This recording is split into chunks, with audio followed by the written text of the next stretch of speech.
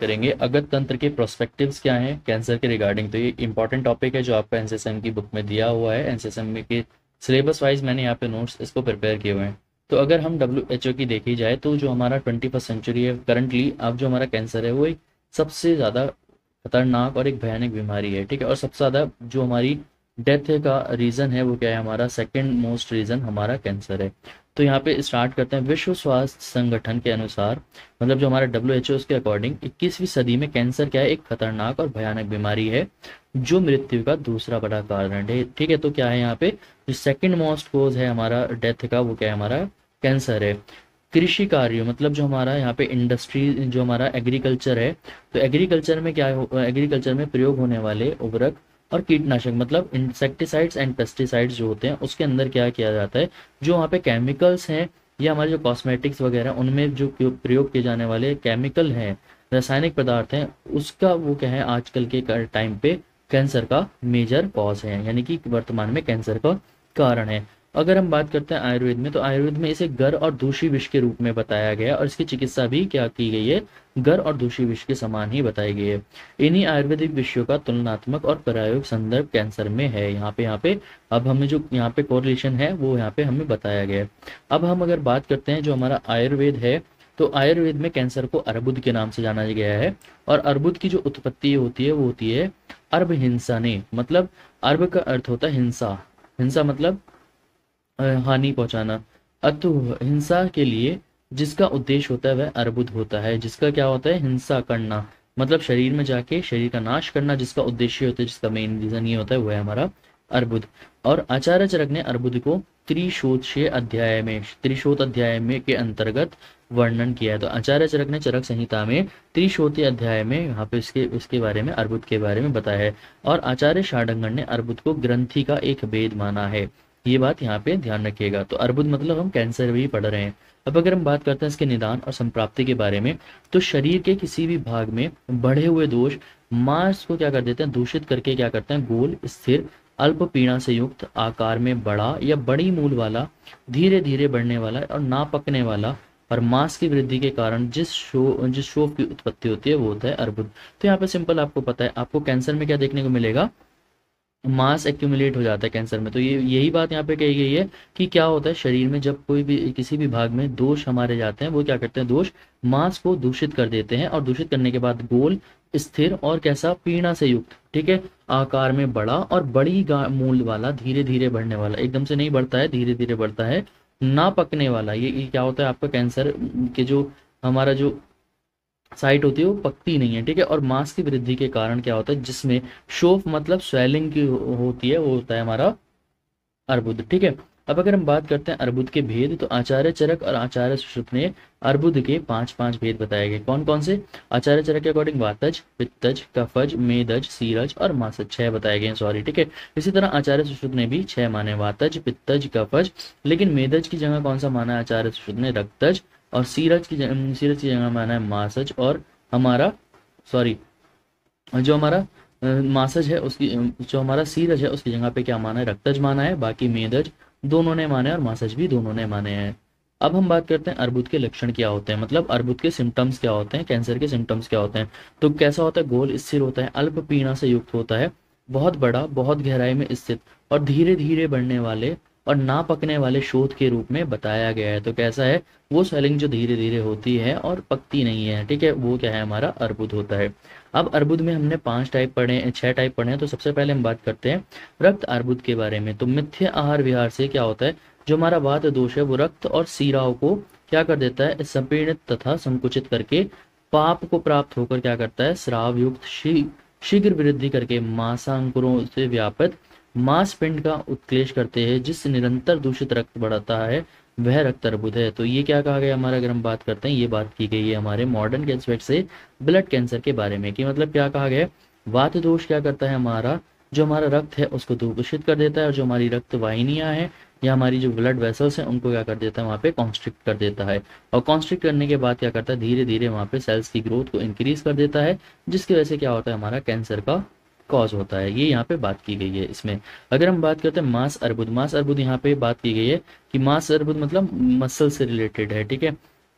तो शरीर में आघात लगने या अत्यधिक मांस खाने से तथा जिसका मांस दूषित है उसमें उत्पन्न होता है। ठीक है, ये कैसा होता है? सव अल्प पीड़ाकारी होता है, स्पर्श में रूक्ष होता है, स्वभाव वर्णयुक्त नहीं, पकने वाला, पकता नहीं है तथा पत्थर समान कठिन होता है। ये होता है हमारा मांस अर्बुद। अगर हम बात करते हैं अर्बुद में अपाक का कारण, क्यों क्यों नहीं पाक होता है अर्बुद का? क्यों? क्योंकि जो हमारा अर्बुद है, जो हमारा अर्बुद है, उसमें क्या होता है? कफ की अधिकता होती है, मेद की अधिकता होती है, दोषों में स्थिरता पाई जाती है, स्वाभाविक रूप से या ग्रंथि होने के कारण क्या होता है? इसका पाक नहीं होता। ठीक है, मतलब यहाँ पे अगर हम बात करते हैं तो यहाँ पे पाक इसी वजह से नहीं बताया गया है। इसके बाद हम बात करते हैं साध्य असाध्यता के बारे में। तो जो हमारे वातज, पित्तज, कफज और मेदज हैं वो अर्बुद साध्य कहे गए हैं, लेकिन अगर हम बात करते हैं रक्तज और मासज के बारे में तो ये असाध्य कहे गए हैं। ठीक है, अधिक बहने वाला या मर्म स्थान या स्रोत स्थान पर उत्पन्न होने वाला भी असाध्य होता है। मतलब जो जल्दी जल्दी फैलता है वो अर्बुद, और या अगर वो मर्म स्थान पर है या स्रोतों में है तो वो अर्बुद हमारे लिए क्या कहा गया? आचार्य के अकॉर्डिंग असाध्य बताया गया है।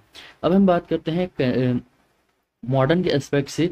तो कैंसर और कार्सिनोजेंस क्या होते हैं? कार्सिनोजेंस क्या होते हैं? वो फैक्टर्स या वो सब्सटेंसेस जो क्या करते हैं, वो सब्सटेंसेस या वो फैक्टर जो क्या करते हैं? कॉज करते हैं कैंसर को। ठीक है, तो उनको क्या जाता है? कार्सिनोजेंस कहा जाता है। ठीक है, और किस तरह से वो कैंसर को प्रोड्यूस कर रहे हैं उसको हम कहते हैं कार्सिनोजेनेसिस। ठीक है, मतलब किस तरह से वो कैंसर की प्रोसेस को इन्हांस कर रहे हैं, एक्टिवेट कर रहे हैं, वो कहलाता है हमारा कार्सिनोजेनेसिस। अब हम बात करते हैं कि फैक्टर्स क्या क्या होते हैं, जैसे एज होती है।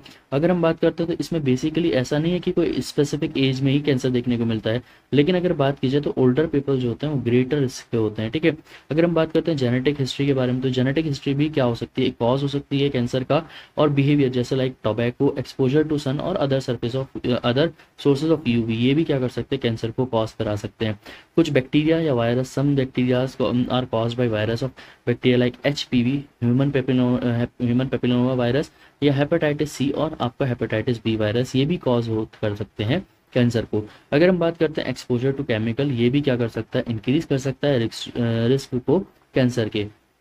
इसके बाद है हमारा टॉक्सिक कार्सिनोजेंस। टॉक्सिक कार्सिनोजेंस क्या होते हैं? अभी मैंने बताया वो कार्सिनोजेंस क्या होते हैं? वो सब्सटेंस जैसे रेडियो न्यूक्लियोसाइड्स और रेडिएशन वगैरह जो क्या करते हैं? कार्सिनोजेनेसिस के प्रोसेस को इन्हांस करते हैं। कार्सिनोजेनेसिस मतलब क्या होता है? कैंसर का प्रोडक्शन होना। ठीक है, वो प्रोसेस जिसके थ्रू क्या होता है? कैंसर का प्रोडक्शन होता है, उसको हम कहते हैं carcinogenesis.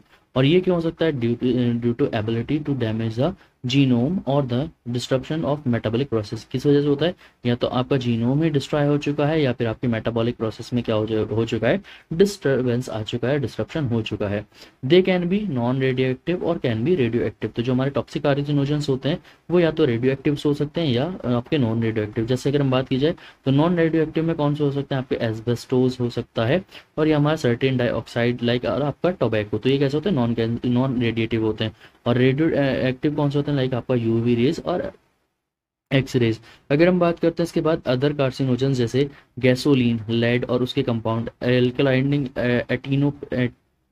एटीनो plastic agent, styrene, alcohol और अदर आयनाइजिंग रेडिएशंस भी क्या हो सकते हैं? कॉज हो सकती हैं कार्सिनोजन की। अगर हम बात करते हैं कि हर्बल प्रिपरेशन फॉर कीमोथेरेपी, तो कीमोथेरेपी में कौन कौन सी हर्ब्स का यूज़ किया जा सकता है? तो आप पीपली, जिसको हम क्या कहते हैं? पेपर नाइग्रम, तुलसी, जिसको हम ऑसिमम सैटाइवम कहते हैं botanical name, brahmi, Bacopa monnieri, और टर्मरिक यानी कि कर्कुमा लौंगा, और आंवला मतलब आमलकी, जिसको हम क्या कहते हैं? एम्ब्लिका ऑफिसिनालिस। तो इनको आप क्या कर सकते हो? कैंसर के लिए क्या कीमोथेरेपी में यूज़ कर सकते हो, या आयुर्वेद में बताया गया है। या फिर आप बस्ती दे सकते हो। क्यों? क्योंकि बस्ती क्या करेगा? इफेक्ट जो हमारा कैंसर का इफेक्ट है उसको कम करेगा। क्यों? कैसे करेगा? और क्योंकि ये वात को कम करेगा, जिसकी वजह से क्या होगा? अकॉर्डिंग टू आयुर्वेदा, वात कम होगी तो वात की वजह से क्या होगा? जो हमारा कैंसर है उसकी जो ग्रोथ है या इसकी जो स्पीड है वो क्या हो जाएगी? कम हो जाएगी। ठीक है, अब हम बात करते हैं अगध तंत्र और हमारा जो हमारे विष द्रव्य हैं उनका कैंसर में किस तरह से रोकथाम देखने को मिल सकता है। तो वर्णित अगध योग, जो हमें अगध योग आपने पढ़े होंगे, डिफरेंट डिफरेंट अगध योग यहाँ पे बताए गए, जैसे दशमूला अगध, बिलवादी अगध। ठीक है, तो रसायन और विष द्रव्य का कैंसर की रोकथाम और चिकित्सा में प्रयोग किया जा रहा है। जैसे आपका जो बिलवादी अगध है वो कैसा होता है? हेपेटो और रेडियो टॉक्सिसिटी से प्रोटेक्ट करता है, तो आपके लीवर को भी प्रोटेक्ट करता है, और जो आपके रेडियो एक्टिव वेव्स होते हैं उससे भी प्रोटेक्ट करते हैं। ठीक है, जो कल कल्याणक अगध है, कल्याणक अगध के जितने भी द्रव्य हैं वो आपको रेडियो टॉक्सिसिटी से सिटी से प्रोटेक्ट करते हैं। और जैसे आपका अजीत आदि आदि अगध है तो उसके अंदर जितने भी आपके द्रव्य हैं वो आपकी नेफ्रोटॉक्सिसिटी से आपको प्रोटेक्ट करते हैं। और इसके बाद जैसे आपका मालत्य आदि अगध है वो आपको हीमोटॉक्सिसिटी मतलब आपके ब्लड में टॉक्सिसिटी को कम करता है। तो यहाँ पे हम क्या कर सकते हैं, अगध का भी यूज़ कर सकते हैं। लाइक आपका दुशावरी अगध जो जो हमारा क्या है लाइकेन प्लेनस, और जो हमारा भूनिम्ब आदि अगध है तो भूनिम्ब आदि अगध में या दुशावरी अगध या इकोलाई स्टेफिलोकोकस ये सारे इनको कंट्रोल करता है। अगर हम बात करते हैं कैंसर में आयुर्वेद की चिकित्सा, तो आयुर्वेद में क्या कहा गया है, पंचकर्म को ही बेसिकली कैंसर में देने के लिए बताया गया। आप उसका स्वेदन, स्नेह, वमन, विरेचन, बस्ती और नस्य वगैरह करा दो। तो ये था आज का हमारा लेक्चर जिसमें हमने बात की अगध तंत्र परस्पेक्टिव ऑन कैंसर। मैं लिंक आपको नोट्स का डिस्क्रिप्शन बॉक्स में दे दूंगा, आप वहाँ से जाकर डाउनलोड कर सकते हैं। आई होप आपको वीडियो पसंद आएगा। अगर वीडियो पसंद आया प्लीज़ चैनल को सब्सक्राइब कर देना। मिलते हैं नेक्स्ट वीडियो में।